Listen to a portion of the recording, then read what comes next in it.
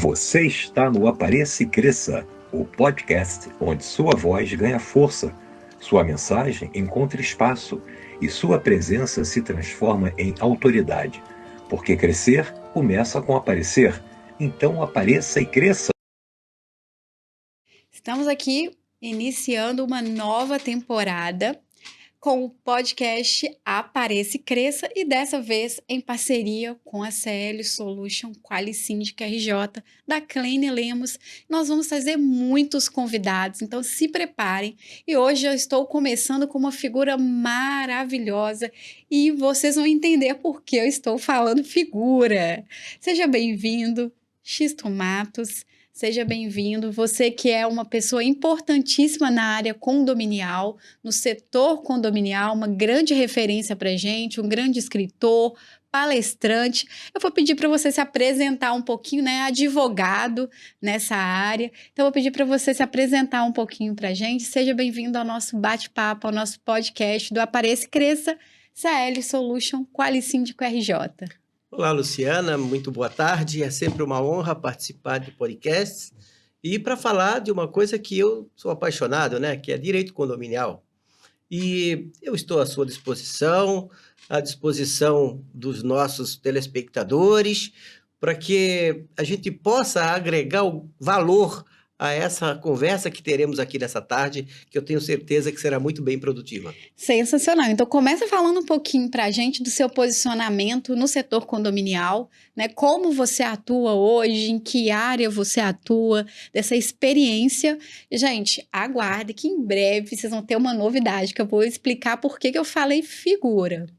Luciana, eu sou advogado, né, já há 35 anos, e fui síndico durante 25 anos, sempre atuando em condomínios onde eu morava, e isso a gente adquire alguma bagagem. Mas o importante de você se lançar numa instituição tão coletiva quanto é o condomínio são os aprendizados que você carrega para a sua vida. Na área de inteligência emocional, na área do direito condominial em espécie, né? Isso vai te fazendo com que você cresça, não como profissional, porque profissional acho que todos nós somos, mas como ser humano, né? Hoje eu estou presidente da Comissão de Direito Condominial da OAB da Barra da Tijuca, né? Tenho pessoas maravilhosas lá, contribuindo academicamente para a gente desenvolver essa área perante a sociedade condominial, e tenha certeza, é uma área... costumo dizer que é uma microcélula das mais importantes da sociedade brasileira. É o condomínio. É verdade. E está crescendo a cada vez, né? E assim, essa especialidade sua é muito interessante, porque é uma área jurídica, mas com a inteligência emocional, que é algo que hoje é muito importante e necessário. Então, assim, conta pra gente um pouquinho desse contexto nos condomínios, né? O que uma falta de inteligência emocional pode ocasionar? E o que a inteligência emocional pode fazer, até para os nossos telespectadores entenderem melhor a relevância disso em condomínio. Eu falo porque eu sou psicóloga de formação e eu amo a área de desenvolvimento pessoal, de inteligência emocional, mas como que ela é necessária na vida, mas nos condomínios também, né?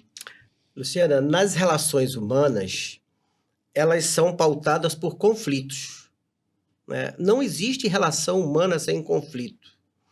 Tanto que a beleza da democracia, dentro dessas relações institucionais de condomínio, a beleza disso realmente é a contradição, são os conflitos, mas não as violações aos direitos da personalidade um dos outros.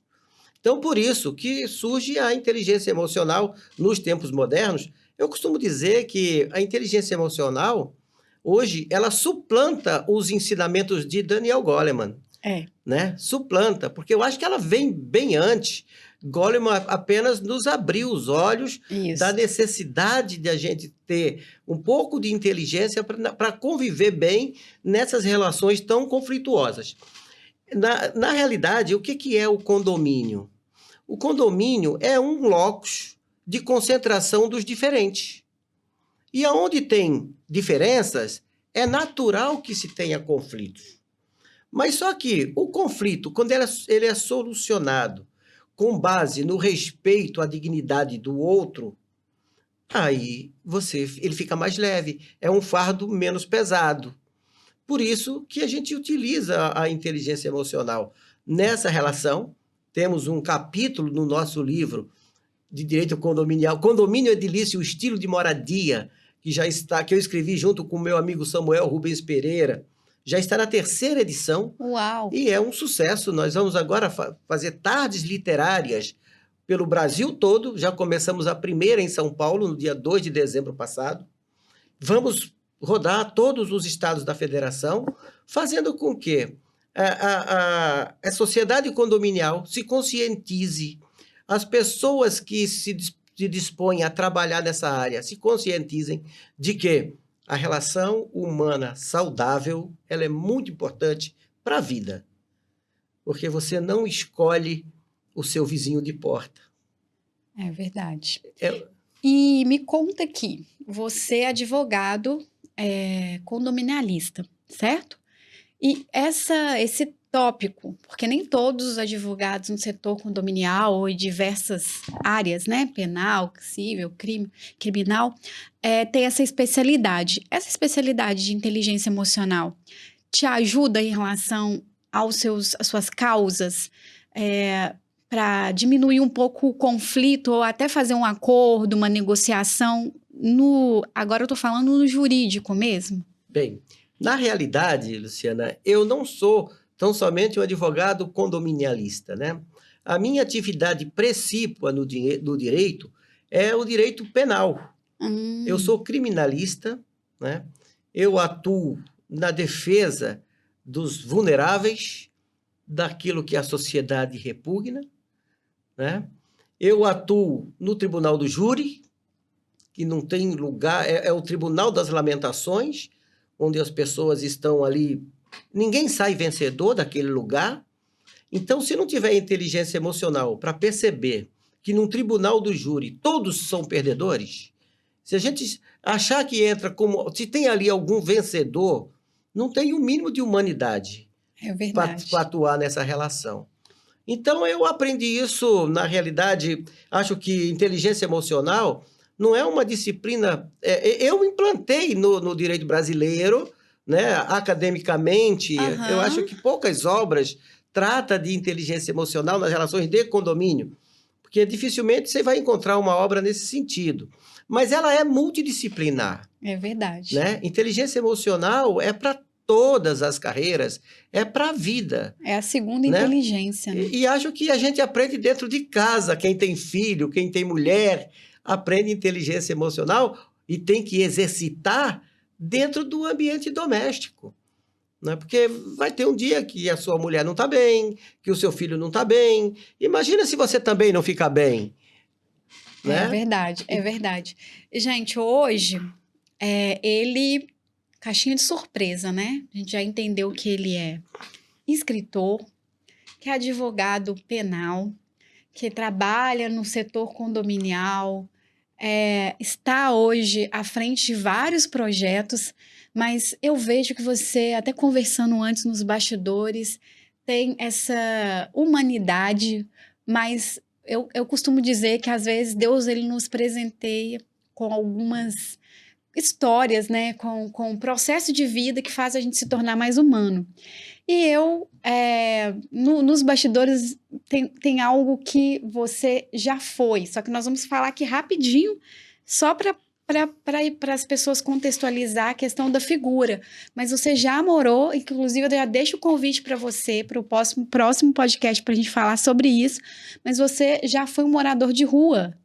É verdade. E em relação, quando você escolheu a sua profissão, o que isso interferiu, assim, para você? Bem, o direito, na realidade, é o ar que a gente respira. O direito, ele, por si só, ele não é nada. Porque as pessoas imaginam o direito como normas. Norma é coisa fria. Norma não traz sentimento. Norma não traz emoção. Agora, o direito, quando ele vem acompanhado e ele dialoga com a sociologia, com a filosofia, né, com a psiquiatria, com a psicologia, aí sim, aí o direito ganha corpo. E eu acho que é por isso que o homem, eu digo homem de uma forma genérica, ele cresce, ele se agiganta diante dos problemas sociais quando ele tem uma formação que lhe permite entender o chão da sociedade. Senão você não vai se dar bem em lugar nenhum, seja numa indústria, seja num condomínio. Porque condomínio, como a gente já falou, é locus de diferença, né? E não tem um lugar para ter mais diferença do que dentro daquele âmbito. É verdade. Né? Então, se você não tiver habilidade para trabalhar ali dentro, você não vai ser um bom síndico. Às vezes você é um cara muito técnico, um cara competentíssimo, saca de tudo. Eu costumo dizer hoje, o síndico é o CEO de um condomínio. Né? Ele tem um papel de gestão estratégica, administrativa. Não adianta, eu sou muito bom tecnicamente, eu sou eletricista, eu cuido disso. Se você não tiver habilidade para se relacionar com pessoas, você está fora do jogo. É verdade. Com toda a sua técnica. É verdade. E no meio condominial, fala pra gente dos maiores desafios que se tem hoje com crianças e idosos, por exemplo. Então, eu fui síndico 25 anos, né? E as pessoas dizem, mas você foi louco. Não, foi um período que eu fui muito feliz. Porque eu tive a oportunidade de exercitar algo que eu só via nos livros.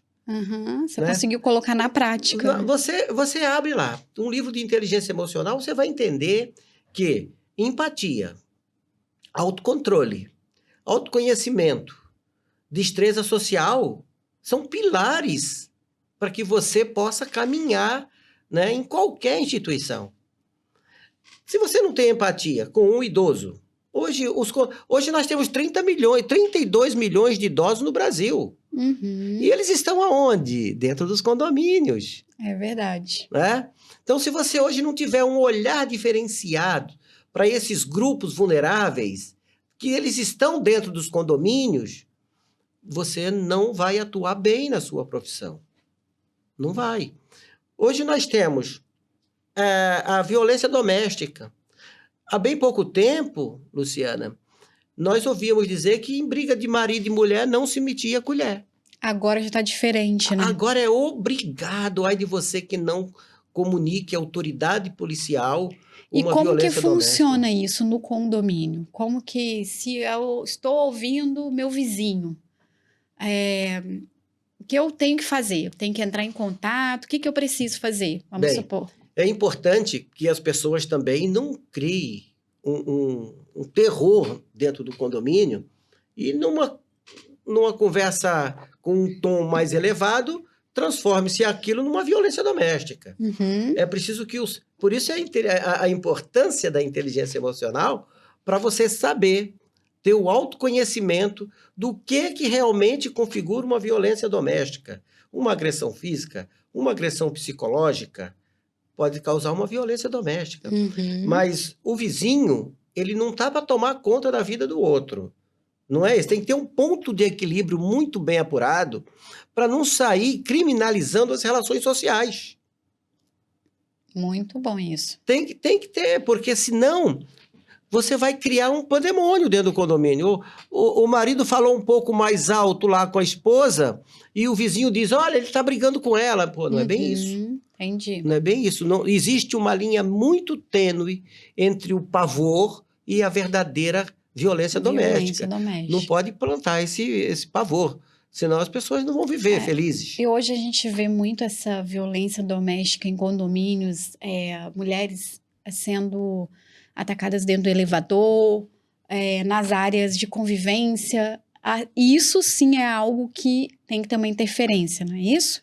Olha, isso nós também abordamos isso academicamente, né? Que o diálogo do direito penal com o direito condominial. E, ultimamente, nós temos visto síndicos matando condôminos, nós temos visto condôminos, marido agredindo a mulher dentro do elevador, não é? E nós temos visto briga de síndico com condômino, condômino com síndico, condômino com condômino, ou seja, isso a imprensa mostra todo dia, essas violências, né? Teve até recentemente um síndico que matou uma moradora em Goiás. Eu vi. Menos de um mês isso. Então, isso é o quê? Isso é um desequilíbrio na sociedade que a gente precisa estar muito atento, tem que ter um olhar atento a isso. E esse olhar, no caso do síndico, ele passa a ser uma responsabilidade maior, por exemplo. Imagine que o segurança viu uma violência dentro do elevador, mas foi algo assim, uma violência, mas foram embora para casa e continuou a vida. O que o segurança precisa fazer? Ele precisa falar com o síndico é que toma alguma decisão? Como que funciona? Olha, qualquer pessoa, não precisa ser um segurança, né? Qualquer pessoa. Eu falo segurança porque o segurança está com a câmera, por exemplo. E aí ele viu, subiu e tal, eles estavam indo, aconteceu uma violência no elevador e ele viu aquilo. Qualquer cidadão que presencie uma violência, ele é obrigado a comunicar. Ou ele comunica direto à autoridade policial, ou ele comunica ao síndico. Porque hoje, não comunicar é omissão, é crime por omissão.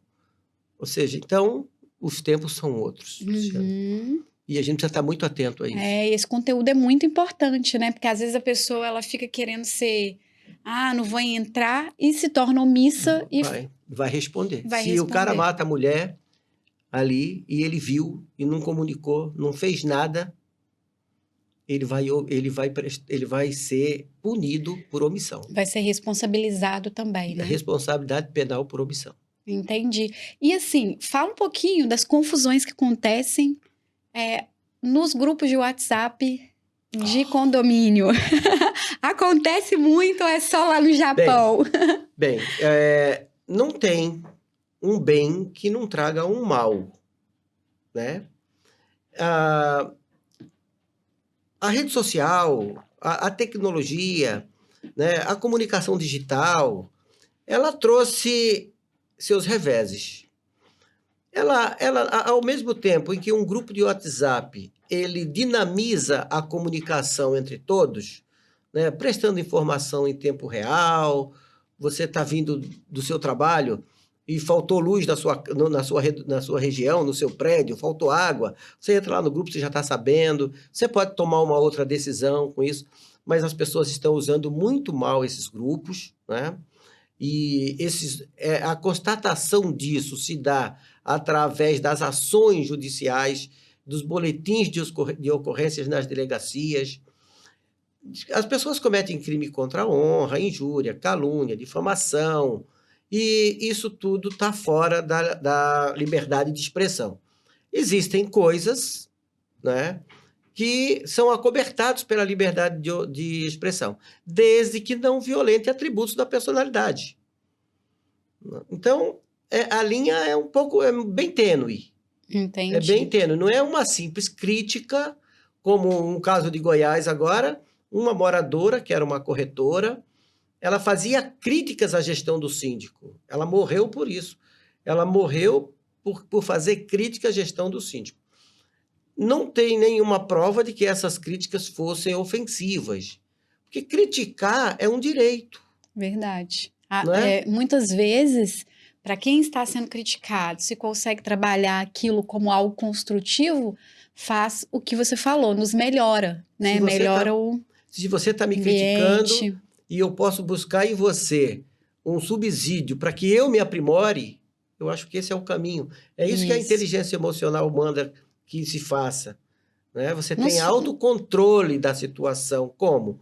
Busque naquela crítica algo para que você se reconstrua, até como profissional. Às vezes aquela crítica é procedente, às vezes não é. É verdade. Você vai questionar, né, aquela crítica e vai conseguir compreender se faz sentido ou não. Se fizer sentido, você trabalha. Se não fizer, você segue a vida, né? Até tem uma passagem de Augusto Cury, né, que ele faz um contraponto a Goleman. Na realidade, Um diz que veio primeiro que o outro, mas os dois são maravilhosos. É verdade. Né? E o Augusto Cury, ele diz, olha, o problema não é inteligência emocional, não existe inteligência emocional. O que existe é gestão emocional, que dispara através de um gatilho. Então, é importante que as pessoas não deixem esse gatilho disparar, né? Ela se adiante, se antecipe a esses problemas e resolvam os problemas de uma forma mais amena, mas que a sociedade se transforme de um jeito que consiga ser justa, né? Ser solidária, porque é disso que a sociedade está precisando, é de solidariedade. E essa área condominial que a gente É uma grande atua, família, né? é uma família que ninguém escolheu. Eu tenho um vizinho meu de porta que quando ele viaja eu fico louco, porque ele viajou, eu me sinto sozinho naquele andar, entendeu? É isso, eu acho que é uma forma gostosa de viver, é quando você se entrega para a empatia, para a destreza social, você poder buscar subsídio para resolver os problemas do condomínio nas pessoas, porque o mundo é feito de pessoas.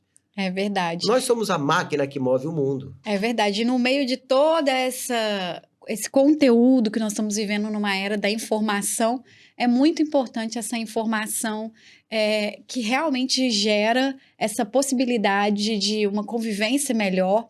E pensando nessa informação, você foi convidado para participar do evento, né? Vai ser qual edição que você vai participar? É a segunda vez? Terceira? Do podcast? E do Qualisíndico RJ. É a segunda, né? Já é a segunda edição, né? Então, você já vai participar pela segunda vez e você vai falar um pouco, né, dessa experiência que você tem nessa área e levar conhecimento para os síndicos, para as empresas nesse setor, né? E como é para você, assim, levar conhecimento? Você que já é escritor, de quantas obras? 6 obras. 6 obras, né? Trabalha muito essa questão do conhecimento, do autoconhecimento. Como é para você receber convites, assim, para participar de eventos, o qual você pode levar conhecimento, gerar mais consciência, né? Luciana, eu me sinto muito honrado, sabe? Porque de onde eu vim, onde eu cheguei, se eu não contribuir com a sociedade, não tem graça nenhuma a minha vida.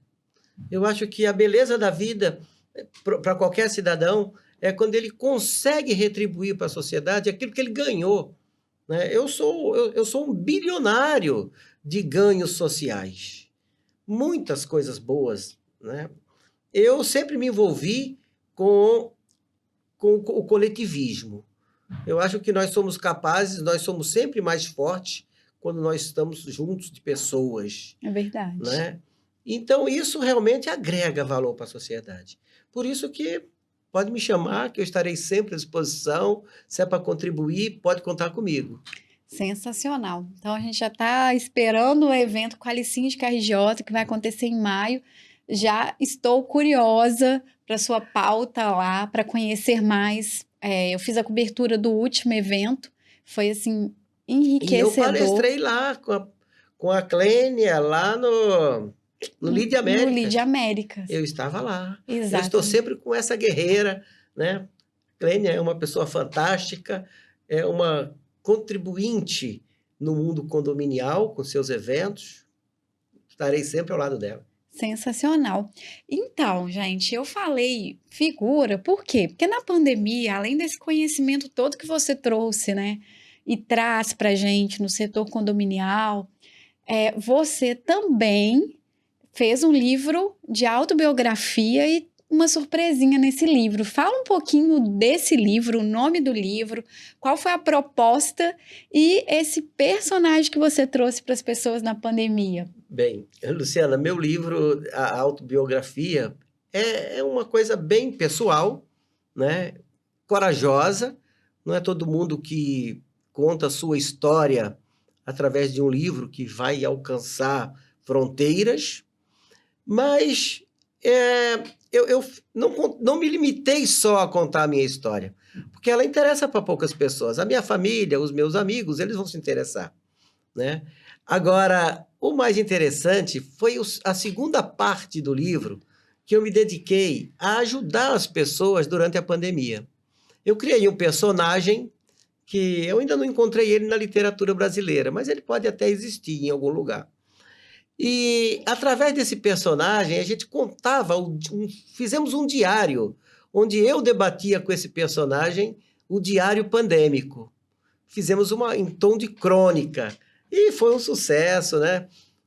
Aí, no dia que a gente faltava, no dia que a gente estava cansado, não tinha tempo para escrever, alguma coisa, aí as pessoas perguntavam, e cadê? E esse personagem chama-se Teobaldo, né? O Teobaldo é uma figura fantástica, é um cara que eu me amarro nele, porque ele, além de tudo, ele tem uma sensibilidade muito grande. Ele, na pandemia, ele ajudava as pessoas, e ele não queria saber se ele poderia se contaminar, mas ele queria ajudar.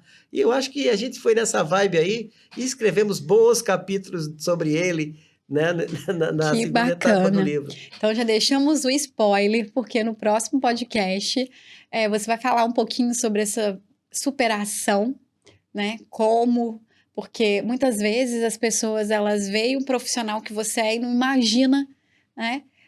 Que por trás disso tem uma história, uma jornada, é uma grande superação. Então nós vamos querer saber tudo dessa superação e você vai falar mais um pouquinho do Teobaldo e já te convido para trazer o livro também. Certamente sim. Qual é o nome dele? Do Asfalto às Estrelas. Do Asfalto às Estrelas, gente. Então, uma jornada de superação e garra.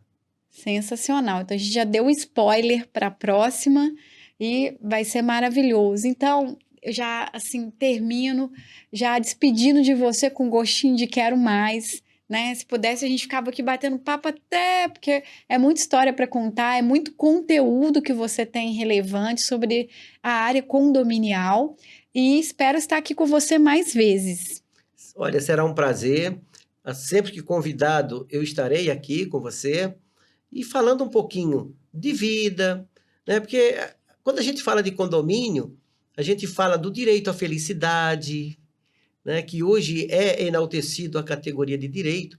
Agora, dia 20 de março, é o Dia da Felicidade, você sabia disso? Dia da Felicidade, agora. Dia 20 de março, Dia da Felicidade.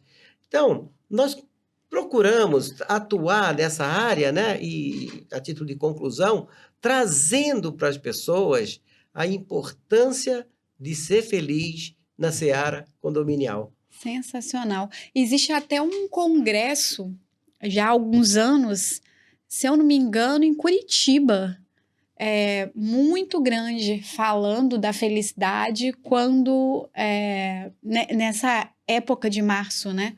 Eu lembro que o último ano a Monja Quen, ela participou desse congresso de felicidade. E então, para finalizar nosso podcast de hoje com chave de ouro, fala um pouquinho para a gente sobre esse direito à felicidade, porque assim, existem vários tópicos, vários temas, muitas coisas nós não sabemos que existem direitos ligados a eles, né? Então, essa palavra que é tão importante, tão bom, né? Porque nós, na vida, temos vários momentos felizes diariamente. Então, fala um pouquinho para a gente sobre. Bem, na área do direito, a gente vê conflitos, né? E a gente vê, na área civil, busca por patrimônio, na área penal, a busca pela liberdade, mas a gente foi beber disso aonde? Numa fonte que é a Declaração de Independência dos Estados Unidos da América. 1776, Thomas Jefferson já dizia que a essência da vida é a própria vida, a liberdade e o direito à felicidade. Então, com base nisso, a gente vai buscar, dentro do direito constitucional, o princípio da dignidade da pessoa humana, que não tem nada mais importante do que a dignidade das pessoas. É um núcleo rígido da Constituição Federal. Então, disso tudo, você pega esses conhecimentos todos, joga dentro de um liquidificador, e quando você vai tirar o suco, é o direito à felicidade como essência da vida. Sensacional. Em tudo. Você vai trabalhar numa empresa. Por que você vai trabalhar? É para você ser infeliz? Não. É para você ser feliz. Quando você escolhe um apartamento para comprar num prédio, é para você ser infeliz? Não. E o seu vizinho de porta que você não escolheu, você quer ser infeliz com ele? Também não. Então, a felicidade é a essência. A gente conclui que não tem nada mais importante do que a prevalência do direito da felicidade em todas as disciplinas da vida. É verdade. E hoje pode-se colocar esse direito mais em pauta ainda no setor condominial, não é isso? O setor condominial está precisando, porque ele está vivendo uma ebulição em razão dos ânimos que estão bastante acirrados, né? Você vê, isso vem... eu costumo dizer que tudo é ideológico. Os momentos são ideológicos. Você usa a ideologia do momento para você se comportar na sociedade. E isso não está fazendo bem. O universo está em conflito. Na Europa em conflito, Rússia em conflito com a Ucrânia, e Portugal com enchentes, e a degradação do meio ambiente. Olha, a gente precisa repensar a nossa estada aqui na Terra. É verdade. A gente precisa respeitar isso, porque a gente não vai conseguir ser feliz se a gente não abrir o nosso coração para receber os bons fluidos, não as coisas ruins. Vamos eliminá-las. É verdade. Gente, eu já estou curiosa para ler os livros do Xisto Matos e para as pessoas que querem também ler o livro, você entrega para todo o Brasil. Fala como que as pessoas conseguem ter acesso. Olha, na realidade, eu A gente tenho... vai deixar o seu contato aqui. Pode deixar meu contato aí, as pessoas vão entrar em contato comigo e eu mando para todos os estados do Brasil. Né? Até para Roraima tenho mandado o Uau, livro. que bacana. E você vai começar nesse roteiro também, né? Que você falou. Então, agora nós já fizemos a primeira tarde literária em São Paulo, dia 2 de dezembro passado. Já tem data para a segunda? A segunda ainda não temos, mas já estão preparando. Né? Tem um grupo, uma organização preparando. Que legal. Ou pode ser Curitiba, ou pode ser Salvador, ou é no sul, ou no sudeste, ou vai ser no Nordeste. Mas a gente vai sair por aí a partir de março, já passando conhecimento e fazendo esse tour, e né? fazendo esse tour literário Brasil afora. Então, você que quer saber mais sobre esse tour, esse roteiro e também adquirir muito conhecimento através dos livros do Xisto Matos, nós vamos deixar aqui os dados, né, as redes sociais, o contato, e nós vamos finalizar esse podcast com muita alegria, Xisto. Seja bem-vindo, volte sempre, a casa é sua, tá? Estou muito, muito, muito feliz com esse bate-papo. Como eu disse, né, eu ficaria aqui com você a tarde inteira falando mais, mas desde já deixo um novo convite para você vir fazer conosco esse bate-papo e a gente falar um pouquinho mais do nosso personagem, que alegrou muitas pessoas na pandemia e alegra as pessoas que leem o livro também, né? É um grande prazer, né, ter estado com você e já me coloco à sua disposição. Sempre que você achar necessário, pode me acionar que eu estarei aqui. E já deixa um recadinho para as pessoas no setor condominialista aí, para as pessoas que vivem no condomínio. E se você pudesse dar... A gente fala que conselho, se fosse bom, a gente não dava, a gente vendia, né? Mas aquela dica de ouro, qual seria, assim, para deixar essa mensagem? A dica que eu deixo para você, síndico, que quer ser feliz na seara condominial, busque se aprimorar em inteligência emocional nas relações condominiais. Se você for um cara técnico, parabéns. Mas se não for, mas souber tratar com pessoas, a felicidade é garantida. Maravilha. E bora ser feliz, né? Então, eu finalizo esse podcast de hoje, Luciana Moraes, no Apareça e Cresça, em parceria com Quali Síndica RJ. E fiquem ligadinhos que vai vir mais e mais episódios recheados de conteúdo para vocês.